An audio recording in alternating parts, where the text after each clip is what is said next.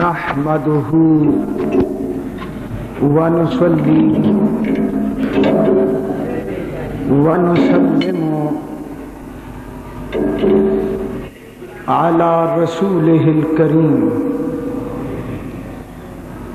بسم الله الرحمن الرحيم. والسابقون الأولون سبحان الله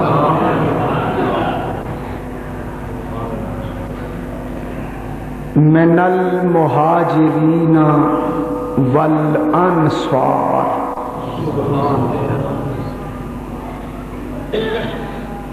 والذين اتبعوهم بإحسان رضي الله عنهم ورضوا عنه. صدق الله مولانا العظيم وصدق رسوله النبي الكريم. سبحان الله ما شاء الله ما شاء الله. ونحن على ذلك من الشاهدين والشاكرين والحمد لله رب العالمين. سبحان الله. إن الله وملائكته يصلون على النبي يا أيها الذين آمنوا صلوا عليه وسلموا تسليما. الصلاة والسلام عليك يا سيدي يا رسول الله وعلى آلك وأصحابك يا حبيب الله.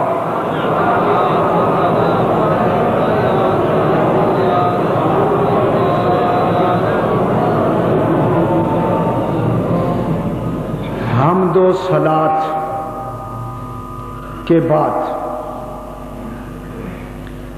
معزز سامعین کرام، برادران اہل سنت، سبحان اللہ سبحان اللہ.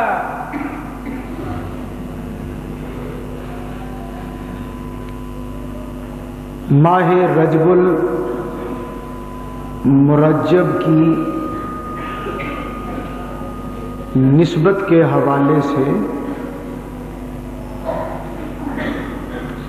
آج کا خطاب جمعہ نہایت اختصار کے ساتھ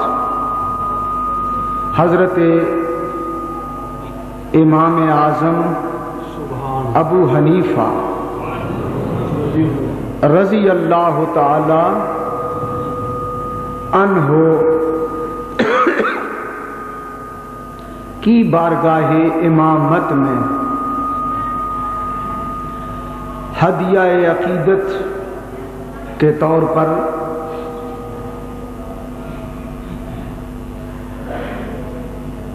بیان ہو رہا ہے.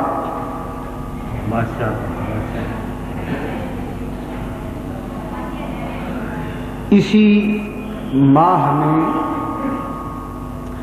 آپ کا وصال مبارک ہوا. اس لیے بھی کہ ہم سنی ہیں اور حنفی ہیں. سبحان اللہ ماشاء اللہ. سنیوں اور حنفیوں کا امام، سب سے بڑا امام مسائل فقہ میں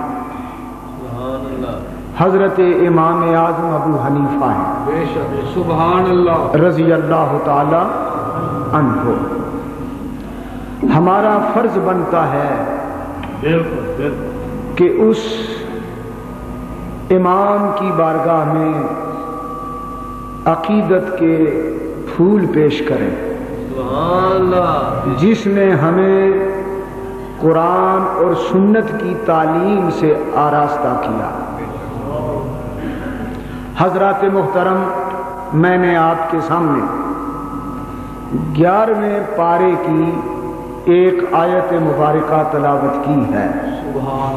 پہلے اس کا لفظی ترجمہ سماعت فرمائیں. اللہ رب العزت ارشاد فرماتے ہیں والسابقون الاولون من مہاجرین والانصار۔ حضور علیہ الصلاۃ والسلام کے صحابہ کرام کی دو جماعتیں، ایک مہاجرین کی جماعت اور ایک انصار کی جماعت۔ اللہ تعالیٰ فرماتے ہیں مہاجرین اور انصار میں سے وہ لوگ جو سب سے پہلے مومن ہوئے، جو سابقین ہیں، سب سے پہلے ایمان لانے والے، اسلام میں سب سے زیادہ سبقت لے جانے والے وہ کون ہیں؟ صحابہ کرام، مہاجرین و انصار میں بھی جو سب سے پہلے اسلام لائے وہ، اور دوسرے نمبر پر والذی نتبعوہم بإحسان، اور دوسرے نمبر پر وہ لوگ جنہوں نے بڑے اچھے طریقے میں، بڑی اچھی طرح ان کی اتباع کی، جنہوں نے ان کی اتباع کی، کن کی؟ والسابقون الاولون کی، مہاجرین اور انصار کی، جن لوگوں نے ان صحابہ کی اتباع کی، ان کے قدم بقدم چلے، ان کے نقش قدم پر جو لوگ چلے وہ کون ہیں؟ اتبعوہم، ان کی اتباع کرنے والے یعنی تابعین۔ ماشاءاللہ ماشاءاللہ۔ صحابہ کی اتباع کرنے والے کون ہیں؟ تابعین۔ والذین اتبعوا، جنہوں نے اتباع کی یعنی تابعین بنے، یہ دونوں گروہ صحابہ بھی اور تابعین بھی، ان کی شان کیا ہے؟ اللہ فرماتے ہیں راضی اللہ عنہم، اللہ ان سے راضی ہو گیا، اللہ ان سے راضی ہو گیا۔ اور صرف اتنی بات نہیں، وَرَضُوا عَنْهُ، وہ اللہ سے راضی ہو گئے،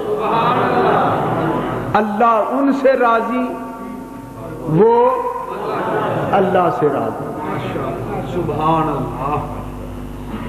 ان کا مقام اللہ یہ بیان کرتا ہے کہ میرے نبی کے وہ صحابہ، مہاجرین و انصار میں سے جو سبقت لے گئے وہ، اور میرے نبی کے وہ تمام صحابہ کرام، اور ان کے بعد جو پیچھے ان کے آئے، جنہوں نے دین صحابہ سے لیا، جنہوں نے قرآن اور حدیث پر عمل کرنے کے لیے صحابہ کو اپنے لیے نمونہ بنایا، اور جس طرح قرآن حدیث صحابہ نے ان کو سکھایا، انہوں نے صحابہ سے دین لیا، وَاتَّبَعُوهُمْ، اور وہ صحابہ کے اتباع کرنے والے ہو گئے، انہوں نے صحابہ سے دین لے کر دین پر عمل کیا۔ یہ دونوں گروہ یعنی صحابہ کا گروہ اور تابعین کا گروہ، اللہ تعالیٰ فرماتے ہیں میں تو ان سے راضی ہو گیا ہوں، لیکن کمال یہ ہے کہ میں خدا ہو کے ان کی رضا چاہتا ہوں، میں خدا ہو کر یہ چاہتا ہوں کہ میرے نبی کے صحابہ اور صحابہ کے تابعین مجھ سے بھی راضی ہو جائیں۔ تو پھر نتیجہ کیا ہوا؟ اللہ فرماتا ہے میں ان سے راضی ہو گیا، وہ مجھ سے راضی ہو گئے۔ سب مل کر کہیں رضی اللہ عنہم، رضی اللہ عنہم ورضوا عنہ۔ اللہ نے حضور کے صحابہ کرام کو اور صحابہ کی اتباع کرنے والے تابعین کو اپنی رضا کی سند دے دی ہے، سرٹیفکیٹ دے دیا ہے رضا کا۔ تمہیں کوئی چیلنج نہیں کر سکتا، کیونکہ میری رضا کی سند تمہارے پاس ہے۔ یہ شان ہے صحابہ کی اور تابعین کی۔ یہ آیت قرآنی ہے۔ اس قسم کی کئی آیتیں قرآن میں پیش کی جا سکتی ہیں جن میں اللہ تعالیٰ نے صحابہ کی شان بیان کی اور ان لوگوں کی جنہوں نے صحابہ سے دین لے کر امت تک پہنچایا، یعنی تابعین، ان کی شان قرآن کی متعدد آیات میں بیان کی گئی ہے۔ اس کے بعد اگر احادیث کی طرف جائیں تو بے شمار حدیثیں ملیں گی کہ رسول اللہ صلی اللہ علیہ وسلم نے اپنے صحابہ کی عظمتیں، عزتیں، فضیلتیں بیان فرمائیں، اور ان کے ساتھ حضور نے ان لوگوں کی شان بیان فرمائی جنہوں نے صحابہ کی تابعداری میں دین لیا اور امت تک آگے صحابہ سے لے کر دین پہنچایا۔ ان لوگوں کو کیا کہتے ہیں؟ تابعین۔ تابعین، ان کی شان بھی متعدد احادیث میں موجود ہے۔ میں آپ کے سامنے صرف 2 حدیثیں پیش کرتا ہوں۔ پہلی حدیث، حضور صلی اللہ علیہ وسلم نے فرمایا خیر القرون قرنی، تمام زمانوں میں بہتر زمانہ میرا ہے۔ خیر القرون قرنی، میرا دور، میری ظاہری حیات کا جو دور ہے، یہ خدا نے جب سے زمانے بنائے ہیں، جب سے وقت اور زمانے بنے ہیں، زمانوں میں سب سے بہتر زمانہ وہ ہے جس زمانے میں میں مکے اور مدینے کی گلیوں میں چلتا پھرتا رہا۔ یہ زمانہ 63 برس کا زمانہ، 63 برس تقریباً۔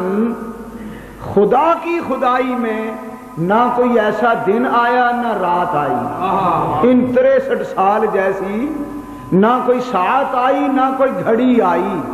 زمانوں میں سب سے افضل زمانہ میرا، اور حضور کے اس زمانے کی خدا نے قرآن میں قسم اٹھائی، والعصر، اے محبوب مجھے قسم ہے تیرے زمانے کی۔ اس کا ترجمہ علامہ اقبال نے یوں کیا، خوشا وہ وقت کہ طیبہ مقام تھا اس کا، ذرا تصور کیجیے، وہ گلیاں، وہ بازار، وہ رستے، وہ راتیں، وہ دن، راتیں بھی مدینے کی اور باتیں بھی مدینے کی۔ وہ دور کیسا ہوگا جس کی قسم قرآن میں اللہ فرماتا ہے، والعصر، وقت کی بات کرتے ہو محبوب، تیرے وقت کی مجھے قسم۔ اس وقت میں حضور کی عمر گزری 63 برس، اللہ نے کہا لعمرک تیری عمر کی قسم، تیری عمر کی قسم۔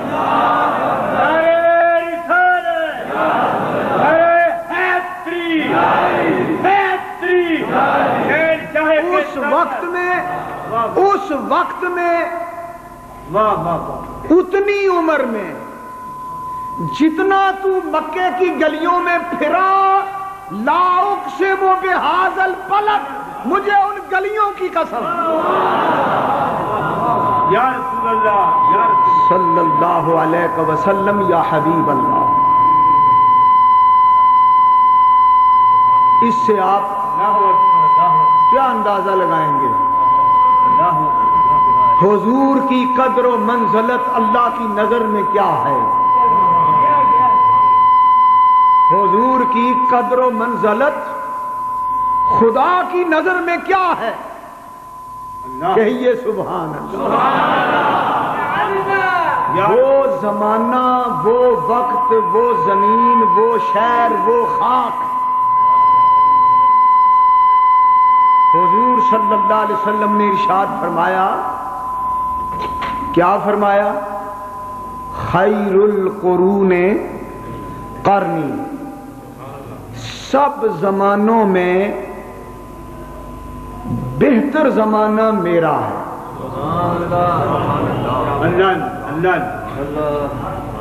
خوشا وہ وقت، اقبال کہتا ہے خوشا وہ وقت کہ طیبہ مقام تھا اس کا، خوشا وہ دور کہ دیدار عام تھا اس کا.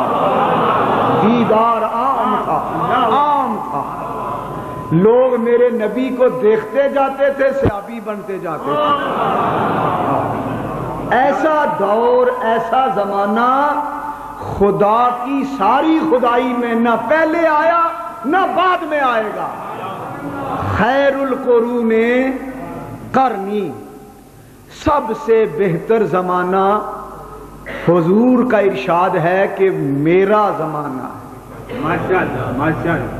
وہ گھڑیاں، وہ ساعتیں، وہ دن، وہ راتیں، وہ صبحیں، وہ شامیں، وہ سانسیں، وہ دور، وہ حالات، وہ لمحات، وہ ساعات، یا جس نے مجھے دیکھا یا میں نے اسے دیکھا. ان کا جواب ہی نہیں، نہ اس وقت کا جواب، نہ اس جگہ کا جواب، نہ ان بندوں کا جواب. خیر القرون قرنی، سب سے بہتر زمانہ میرا زمانہ ہے. ثم الذین یلونہم، پھر وہ جو میرے زمانے سے ملے وہ بہتر ہے، یعنی صحابہ کرام. ثم الذین یلونہم، پھر وہ لوگ جو ان سے ملے ان کا زمانہ بہتر، یعنی تابعین. سب کہو رضی اللہ ہو. یہ تین دور ہو گئے. حضور کا اپنا ظاہری زندگی کا زمانہ، پھر صحابہ کرام کا زمانہ، پھر تابعین کا زمانہ. حضور نے فرمایا یہ تین زمانے بالترتیب ساری کائنات کے زمانوں سے افضل ہو گئے. پہلے میرا زمانہ، پھر صحابہ کا زمانہ، پھر تابعین کا زمانہ.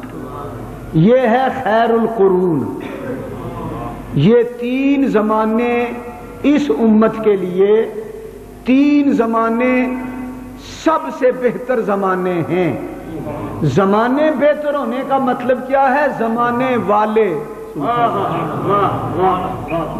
میرا زمانہ بہتر ہے، یعنی میں بہتر ہوں اپنے دور میں سب سے. پھر باقی امت سے صحابہ بہتر ہیں، پھر ان کے بعد ساری امت سے تابعین بہتر ہیں.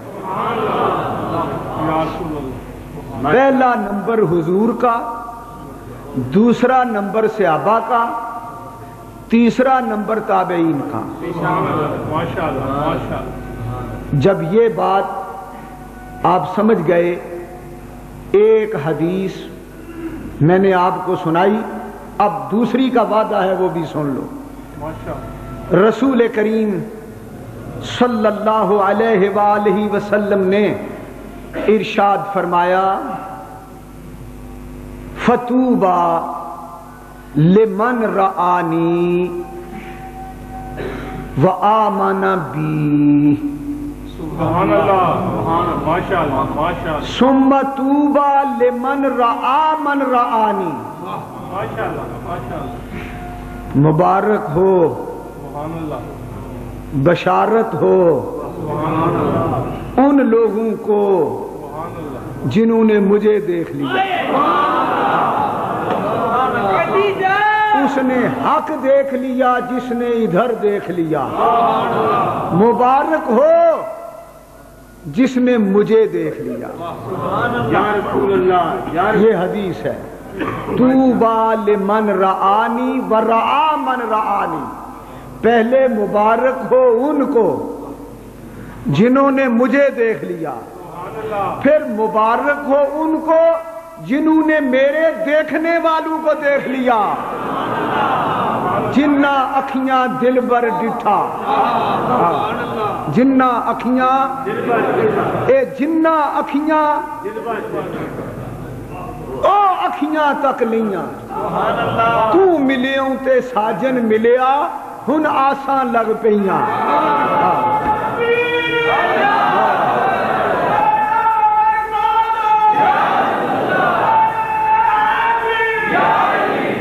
اللہم صلی علی سیدنا محمد بقدر حسنہ و جمالہ و جودہ و نوالہ و فضلہ و کمالہ و صحبہ و آلہ۔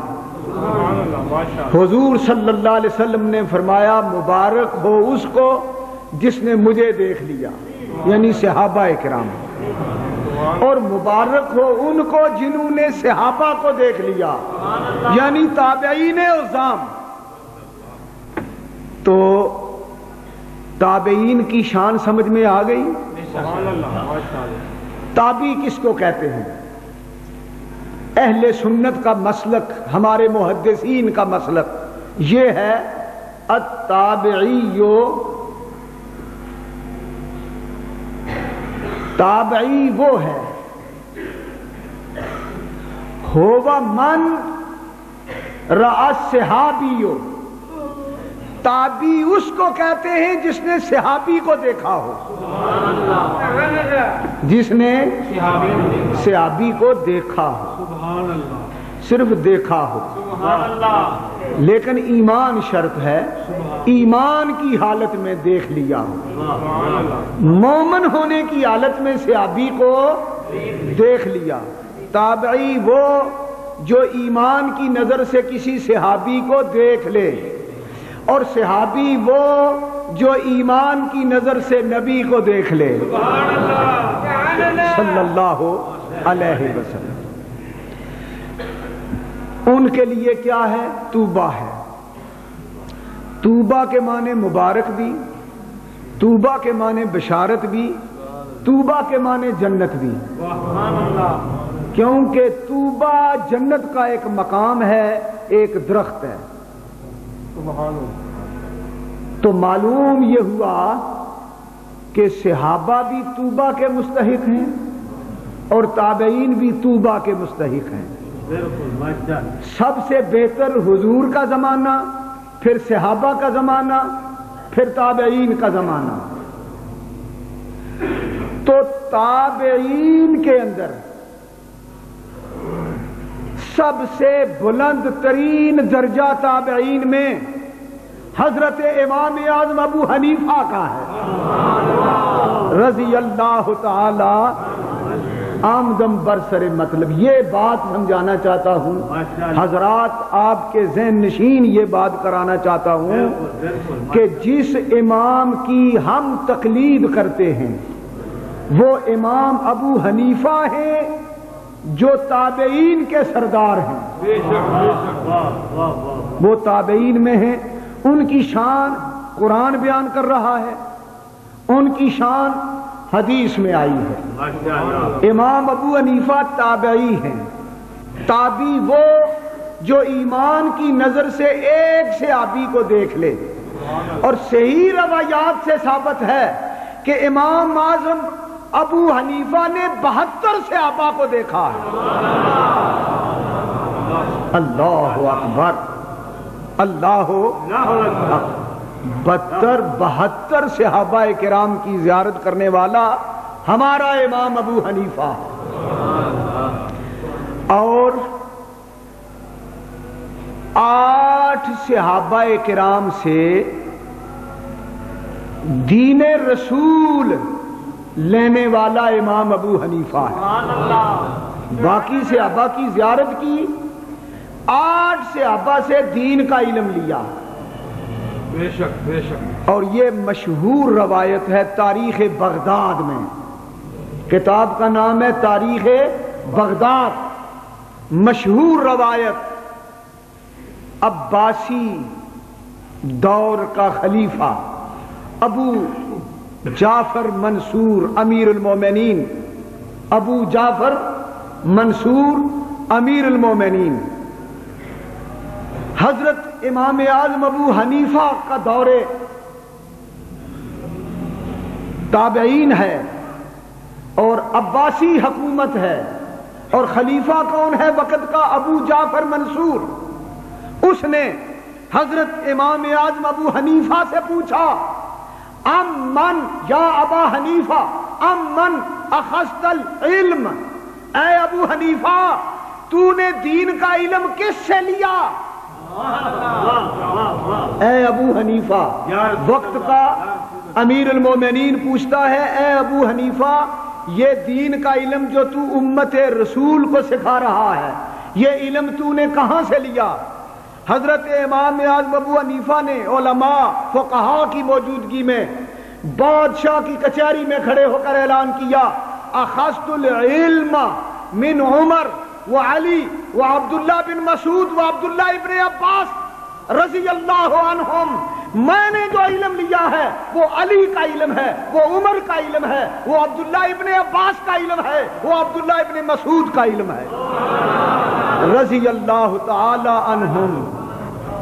اور صحابہ کرام میں علم کے قبلے یہی لوگ تھے. جن سے پوری امت نے دین سیکھا ہے وہ علی ہیں، وہ عمر ہیں، وہ عبداللہ ابن مسعود ہیں، وہ عبداللہ ابن عباس ہیں، وہ انس بن مالک ہیں. یہ وہ لوگ ہیں. امام ابو حنیفہ نے فرمایا جو ان کا علم ہے وہی میرا علم ہے، میں نے ان سے علم لیا ہے. اللہ اکبر. اس سے آپ اندازہ لگائیں کہ امام ابو حنیفہ نے دین کا سارا علم صحابہ کرام سے لیا. امام ابو حنیفہ تابعین کا درجہ رکھتے ہیں. امام ابو حنیفہ نے کہاں سے علم لیا؟ آگے چلو. امام ابو حنیفہ کا علم آپ نے سب سے زیادہ علم کوفے کی ایک درسگاہ میں پڑھا. کوفہ شہر جو ہے، کوفے کی شان یہ ہے کہ حضرت مولا علی شیر خدا نے اپنا دار الخلافہ کوفہ بنا لیا. اور حضرت علی پاک نے کوفے کی جامعہ مسجد میں جو مدرسہ بنایا تھا وہ درسگاہ علی کی تھی. اور اس کے صدر مدرس حضرت عبداللہ بن مسعود صحابی رسول تھے. اور اس درسگاہ کے طالب علم امام ابو حنیفہ تھے. یہ ہے امام ابو حنیفہ کا علم. درسگاہ کے محتمم اور سرپرست حضرت علی، اس درسگاہ کے صدر مدرس حضرت عبداللہ بن مسعود، اس درسگاہ کے طالب علم سنیوں کا امام ابو حنیفہ. اس درسگاہ میں پڑھانے والے استادوں میں سے ایک استاد کا نام حضرت حماد، حضرت حماد رضی اللہ تعالی عنہ. حضرت حماد نے علم کہاں سے سیکھا؟ رسول اللہ صلی اللہ علیہ وسلم کے صحابی، جلیل القدر صحابی حضرت انس بن مالک رضی اللہ تعالیٰ عنہ سے. ذہن حاضر رکھیں، امام ابو حنیفہ شاگرد امام حماد کے، کتنا عرصہ شاگردی کی؟ 18 سال۔ کوفے کی جامعہ مسجد کی درسگاہ علی میں حضرت حماد سے امام ابو حنیفہ نے 18 سال قرآن سیکھا، حدیث سیکھی، علم سیکھا، دین سیکھا۔ حضرت حماد کون تھے؟ یہ شاگرد تھے حضور کے جلیل القدر صحابی حضرت انس بن مالک رضی اللہ تعالیٰ عنہ کے۔ اور یہ صحابی کون ہے؟ انس بن مالک 13 برس نبی پاک صلی اللہ علیہ وسلم کو وضو کرانے کی ڈیوٹی پر مامور تھے۔ سبحان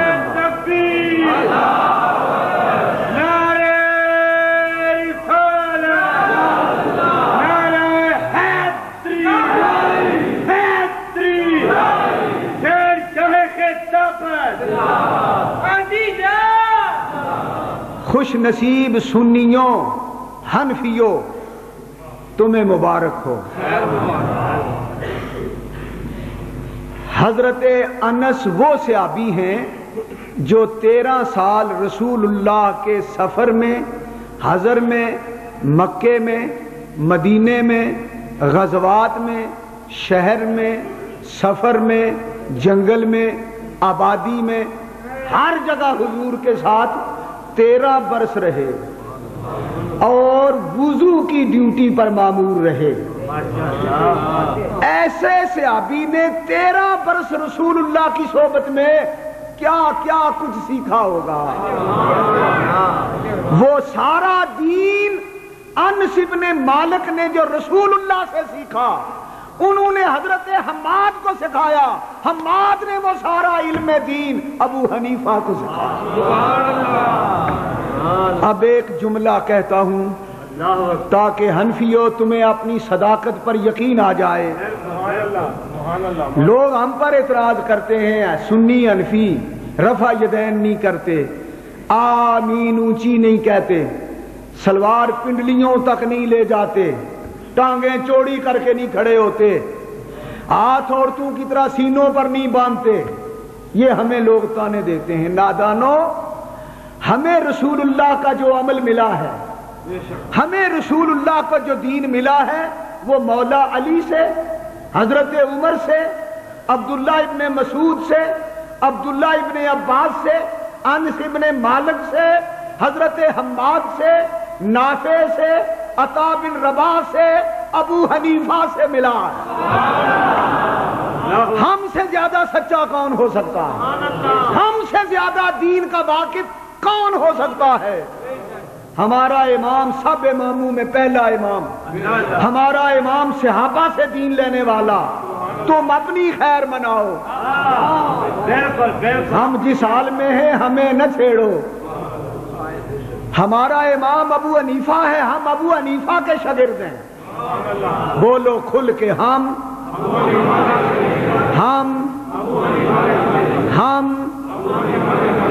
ابو حنیفہ حماد کا شاگرد ہے، حماد انس کا شاگرد ہے، انس رسول اللہ کا شاگرد ہے، رسول اللہ خدا کا شاگرد ہے۔ یوں ہمیں دین ملا۔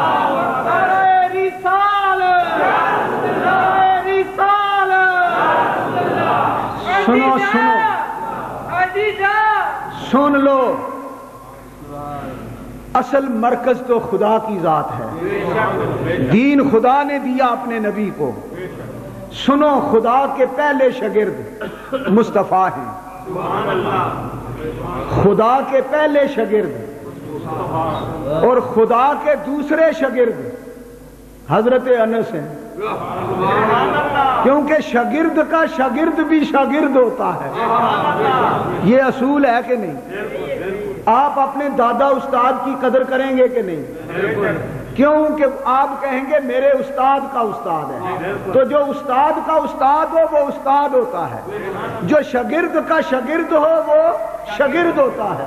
اب سنو ابو حنیفہ کی شان، خدا کا پہلا شاگرد مصطفیٰ ہے، دوسرا شاگرد انس ہے، تیسرا شاگرد حماد ہے، خدا کا چوتھا شاگرد ابو حنیفہ۔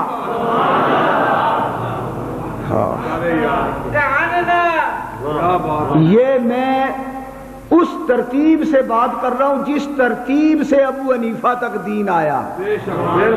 ویسے دائیں بائیں صحابہ کے انبو اور گروہ ہیں جن سے مزید دین سیکھا گیا، لیکن یہ صحیح روایت کے مطابق.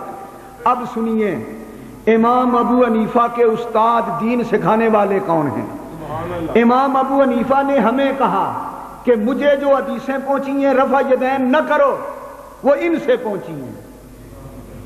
ان کا عمل، میرے استادوں کا عمل یہ تھا کہ رفع یدین نہیں کرتے تھے. میں بھی نہیں کرتا، تم بھی نہ کرنا. امام ابو حنیفہ نے ہمیں بتایا کہ جن سے میں نے علم پڑھا ہے وہ مجھے کہتے تھے جب امام ولدالضالین کہے تم آمین اونچی نہ کہا کرو. امام ابو حنیفہ فرماتے ہیں میں نے دین اپنے گھر سے نہیں بنایا، میں نے ان سے لیا ہے. کن سے لیا ہے ذرا سن لو، سن لو.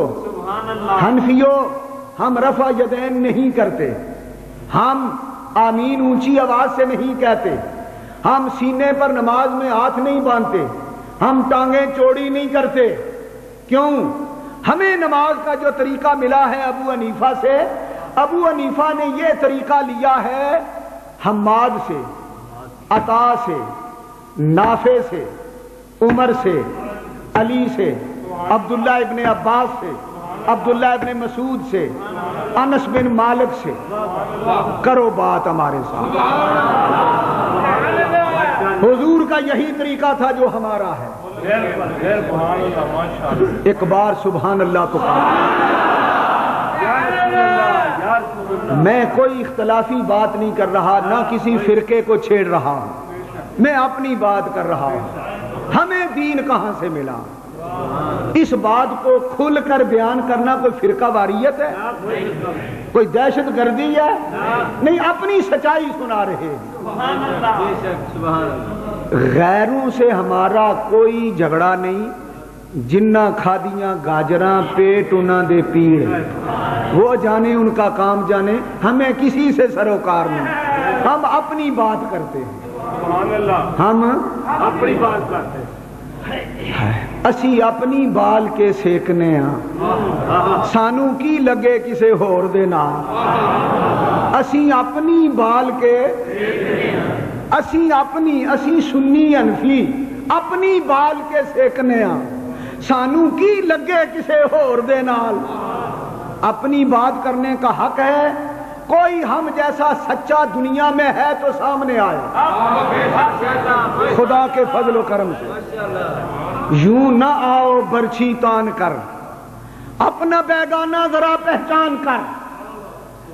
عوام بیچارے سیدھے سادے عوام ہوتے ہیں. عوام کا تو ایک ہی فیصلہ ہے، کھاؤ پیو سو جاؤ پھر مر جاؤ.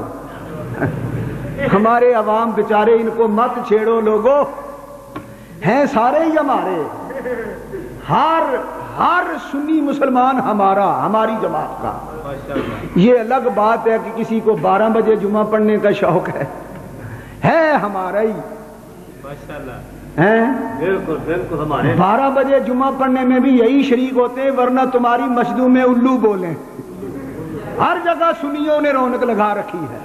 ہیں بڑے بولے والے، سیدھے سادے ڈھیلے ڈالے، عجیب شے ہیں ہمارے سنی عوام. ہم کہتے ہیں مولویوں ان مسکینوں کو گمراہ نہ کرو. یہ بولے بالے سے ہی لیکن ہیں سنی، یہ داتا کی جماعت کے لوگ.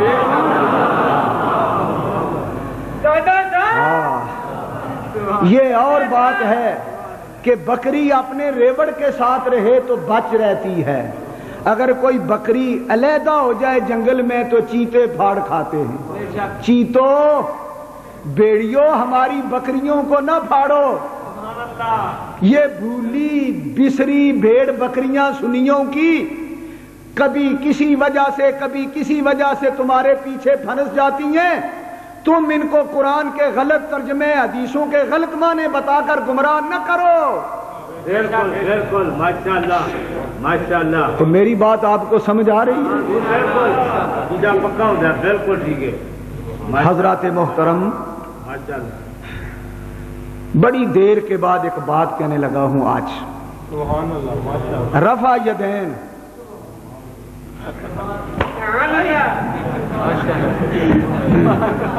جیسے پہلوان اکھاڑے میں اترتے ہیں، کہتے ہیں جی یہ حدیث ہے، جی حدیث ہے. ہاں ہم بھی کہتے ہیں حدیث ہے. ذرا غور سے بات سننا. مگر اس حدیث پر حضور نے ہمیشہ عمل حدیث بتاتی ہے حضور نے چند بار ایسا کیا ہے. وہ اس وقت جب منافق لوگ بغلوں میں بت لے کر آتے اور یوں جوڑ کر ٹانگیں کھڑے ہوتے تو حضور کو اللہ نے کہا ذرا منافقوں کا پول تو کھول دو، انہیں کہو نماز پڑھنے کا طریقہ یوں ہے، بار بار ٹانگیں چوڑی کراؤ ان کی، تاکہ جب بت گریں گے تو ان کا نفاق ظاہر ہوگا، بھاگ جائیں گے. یہ تھی وجہ رفع یدین کرنے کی. چند بار حضور نے کیا. منافق جو تھے ان کا نفاق ظاہر ہو گیا. وہ کہنے لگے اب مسلمان نمازیوں کے ساتھ کھڑے ہو کے ہمیں کھڑے نہیں ہو سکتے کیونکہ ٹانگیں چوڑی کرنی پڑتی ہیں، ہاتھ بار بار مارنے پڑتے ہیں. اب ہمارا وہ جو راز ہے وہ افشا ہو جائے گا. منافق بھاگ گئے. حضور نے اپنے مومنوں سے کہا اب تمہیں رفع یدین کی کوئی ضرورت نہیں. سن لو، رفع یدین کرنا بھی حدیث سے ثابت ہے، ہم انکار نہیں کرتے، حدیث ہے.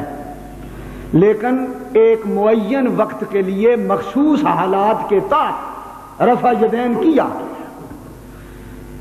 جب وہ معین مخصوص حالات ختم ہوئے، مسلم شریف کی حدیث، بعض سادے صحابی بعد میں بھی رفع یدین کرتے رہے.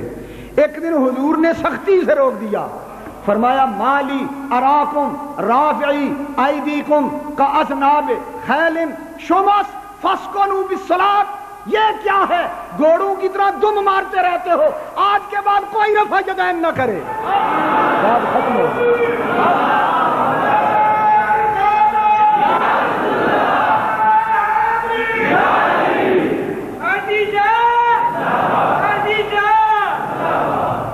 اب حضرات دیکھیے، ہمیں امام ابو حنیفہ نے صحابہ سے جو نماز کا طریقہ لے کر سکھایا وہ یہ تھا.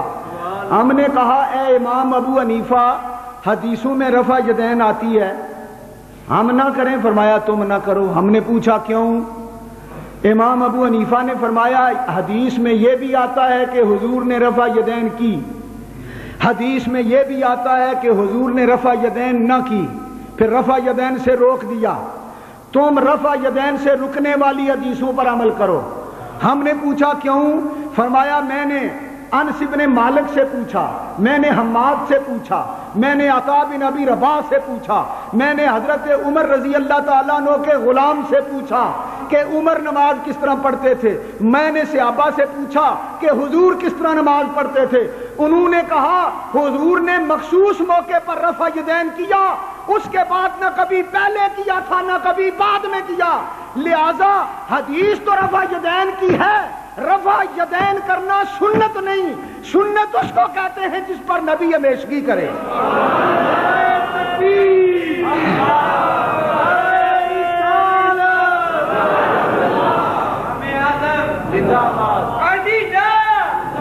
اب آپ سادے لوگ ہیں، آپ کو کوئی بخاری نکال کے مسلم نکال کے دکھائے یہ دیکھو جی حضور نے رفع یدین کیا تھا، آپ کہیں گے چلو جی حدیث مل گئی، آج کے بعد ہم بھی رفع یدین کریں گے. نادانوں، ان نادانوں سے کہا کرو وہ حدیث بھی تو نکالو جس میں نبی نے رفع یدین سے روک دیا ہے.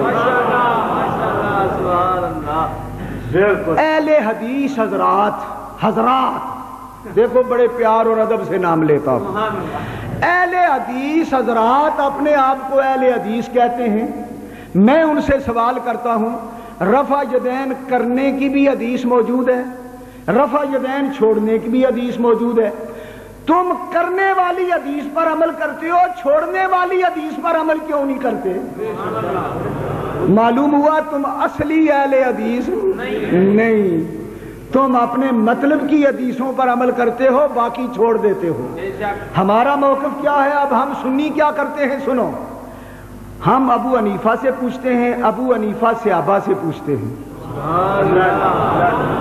وہ ہمیں آگاہ کرتے ہیں کہ رفع یدین وقتی مسلک کے لیے تھا، دائمی طریقہ نماز کا رفع یدین نہیں۔ ہمیں دین سمجھ میں آ گیا۔ اچھا، ہم پتہ ہے کیا کرتے ہیں؟ حدیث میں آتا ہے جب حضور کہتے ولضالین تو آمین اونچی کہتے، آمین، مسجد گونج جاتی، یہ حدیث ہے، یقیناً ہے۔ اب دوسری حدیث پڑھو، حضور صلی اللہ علیہ وسلم نے صحابہ کو اونچی آمین کہنے سے روکا، اور اپنا عمل حضور نے یہ بتایا کہ آمین آہستہ کہا کرو۔ اب دونوں حدیثیں آ گئی، ظاہر ہے کہ نبی کی بات میں تضاد نہیں ہوتا، لیکن یہ تضاد آ گیا۔ ایک حدیث میں ہے آمین اونچی کہو، ایک حدیث میں ہے آمین آہستہ کہو۔ ہم نے امام ابو حنیفہ سے پوچھا، آپ صحابہ کے قریب رہتے ہیں،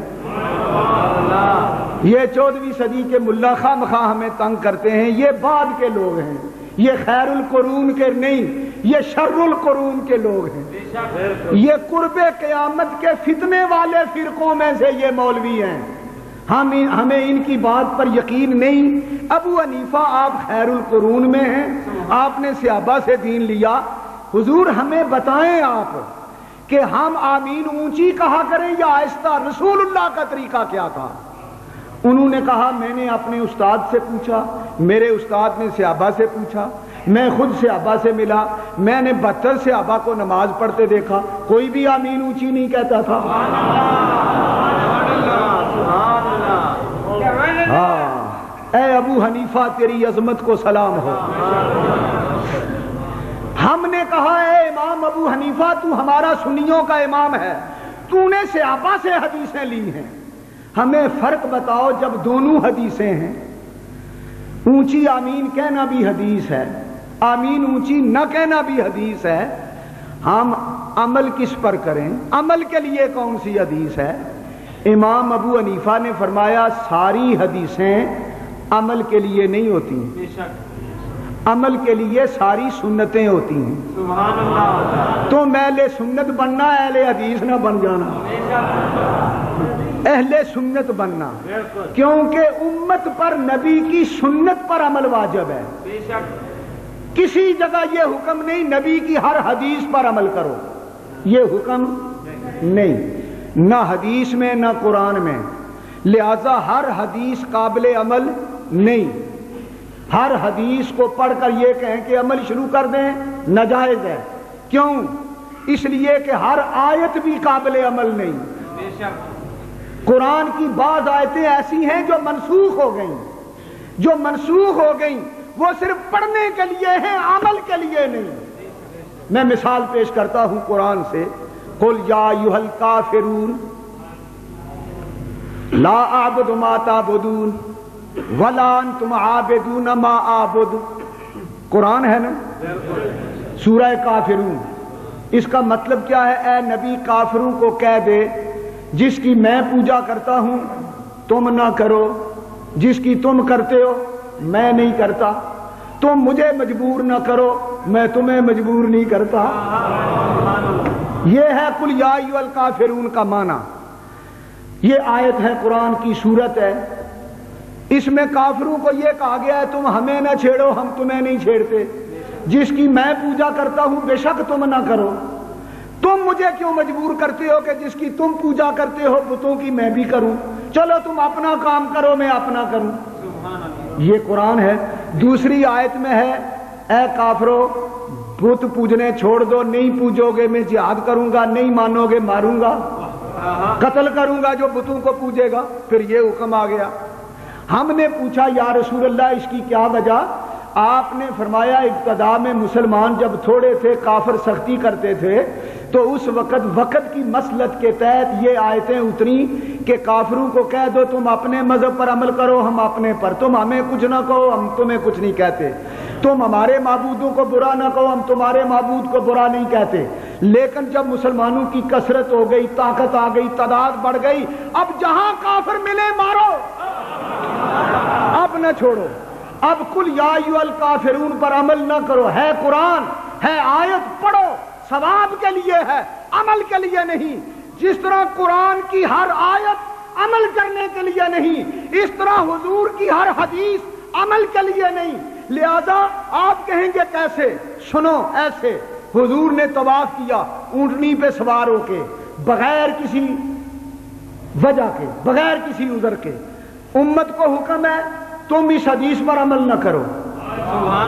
حضور نے فرمایا علی جنابت کی حالت میں میری مسجد میں کوئی نہیں آ سکتا، تو آ سکتا ہے۔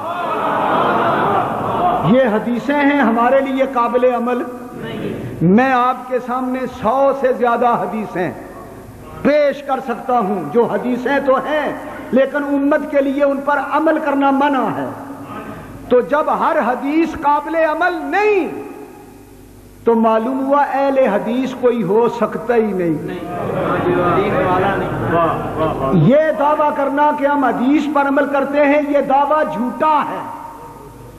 یہ تیسرا حصہ حدیثوں پر بھی عمل نہیں کرتے، 2 حصے سے زیادہ حدیثوں پر ان کا عمل متروک ہے۔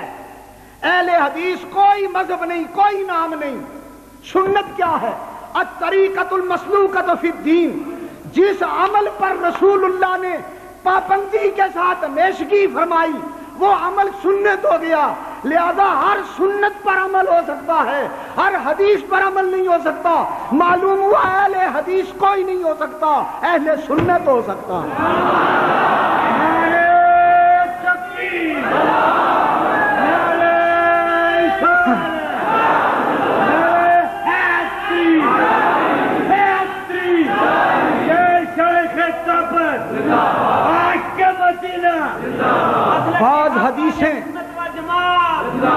بعض حدیثیں ایک وقت کے لیے تھیں، پھر حضور نے منسوخ کر دیں۔ بعض حدیثیں صرف حضور کے ساتھ خاص ہیں، بعض حدیثیں صرف ایک صحابی کے لیے ہیں، بعض حدیثیں صرف صحابہ کے لیے ہیں، بعض حدیثیں پچھلی امتوں کے اذکار کے لیے ہیں۔ ہر حدیث قابل عمل ہو نہیں سکتی۔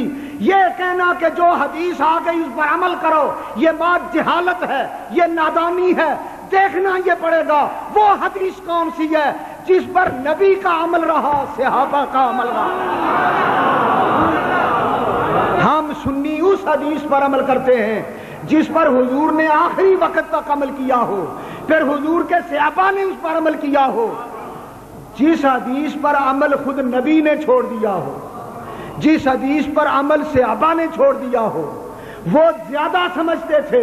مثال کے طور پر ہم نے امام ابو حنیفہ سے پوچھا کہ آپ آمین اونچی کیوں نہیں کہتے؟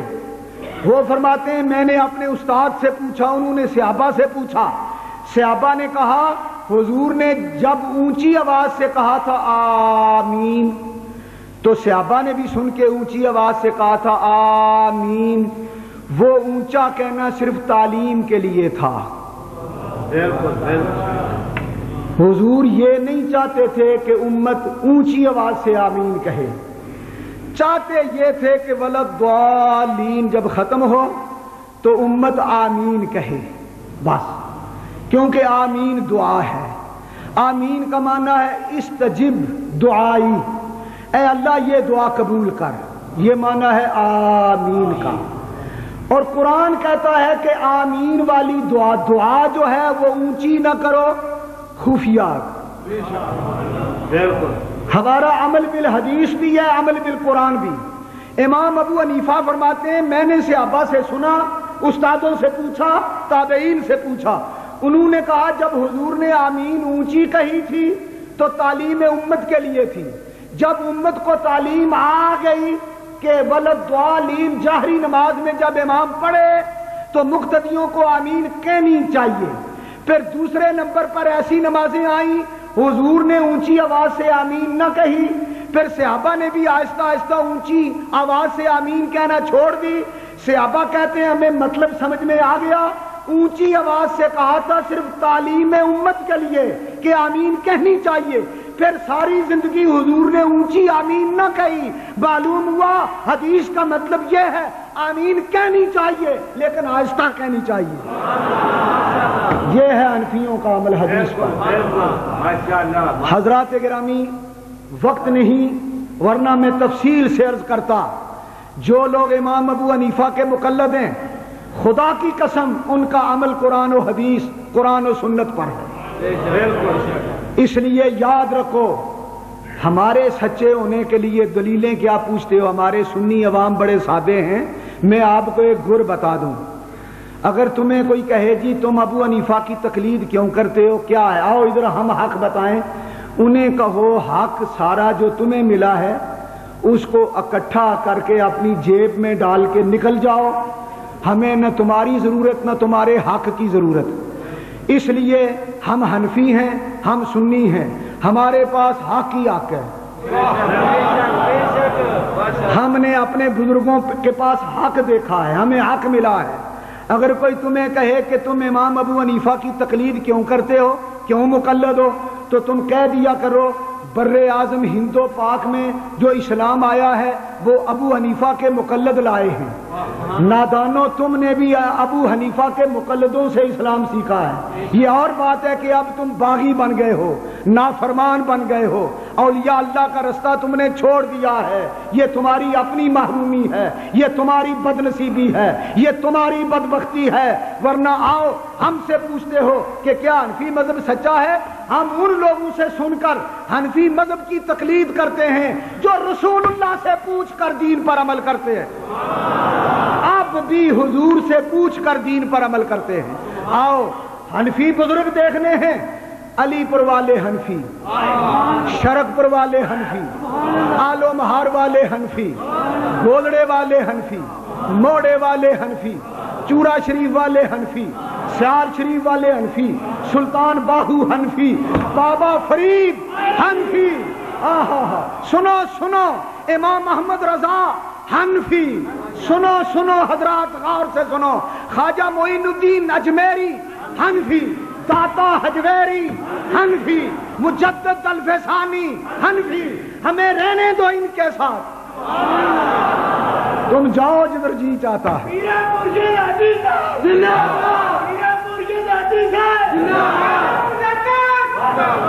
میں کہتا ہوں، میرا چیلنج ہے، میرا دعویٰ ہے، تحدی ہے، معارضہ ہے، اعلان کرتا ہوں ساری دنیا کے وہابی غیر مقلد اہل حدیث اکٹھے ہو جائیں۔ ارے حنفیوں کو برا کہنے والوں، قیامت تک سارے ملا اکٹھے کر لو، حنفیوں میں ایک داتا جیسا نکال کے دکھاؤ، میرے داتا کا مقابلہ کر کے دکھاؤ۔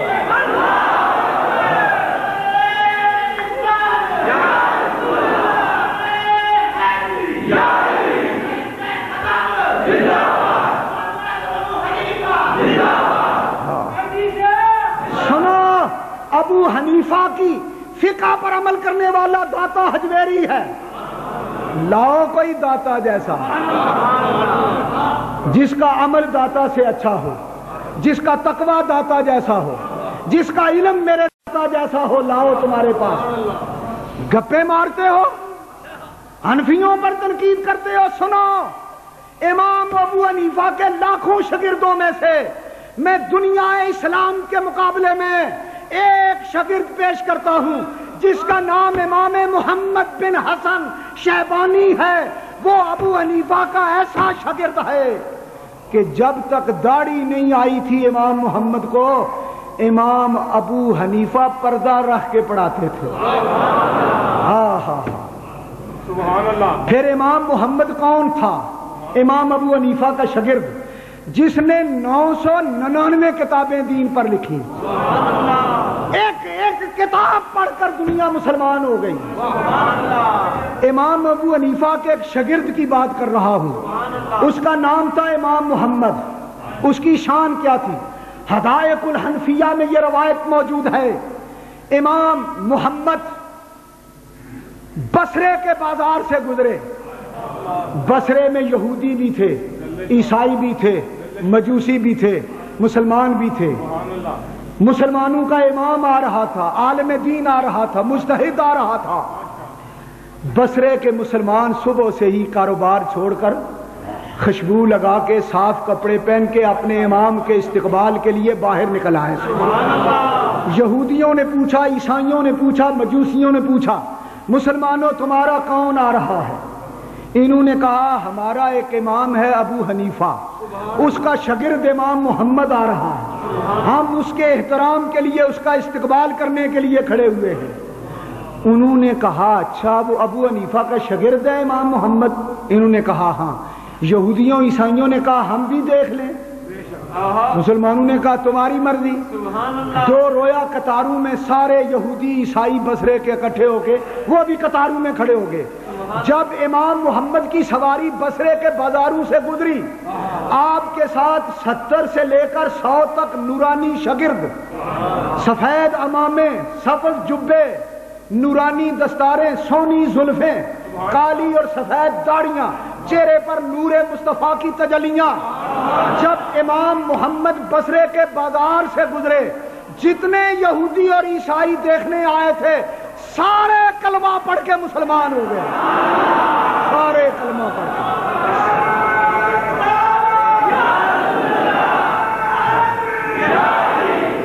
ان سے پوچھا گیا، مسلمانوں نے پوچھا، یہودیوں، عیسائیوں، مجوسیوں، نہ تم نے مناظرہ کیا، نہ تم نے بحثیں کی، نہ تم نے دلائل پوچھے، ہمارے امام کو دیکھ کر کیسے کلمہ پڑھ لیا؟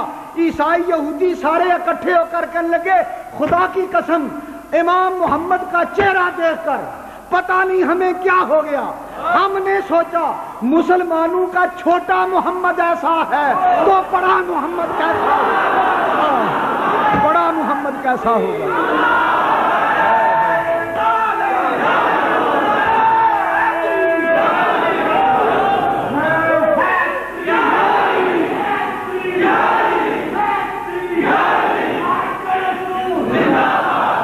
ہمارا امام اعظم ابو حنیفہ وہ ہے جس کے شاگردوں کی شکل دیکھ کے دنیا کلمہ پڑھ لیتی ہے. ہمارا امام ابو حنیفہ وہ ہے جس نے اعلان کیا ایمانی کا ایمان جبرائیل، میرا ایمان جبریل کے ایمان سے کم نہیں، اس لیے کہ میں نے ایک کم 100 مرتبہ خدا کا دیدار کیا. ہمارے امام ابو حنیفہ نے 99 مرتبہ خدا کا دیدار کیا. ہمارا امام حنفیوں کا امام ابو حنیفہ وہ ہے جب روزہ رسول پہ حاضری دی، حضور کی قبر انور کے سامنے کھڑے ہو کے کہا الصلاۃ والسلام علیک یا سید المرسلین. قبر انور سے حضور نے آواز دے کے پکار کے کہا وعلیک السلام یا امام المسلمین وما علینا الا البلاغ. یا رسول اللہ، یا رسول اللہ، یا رسول اللہ.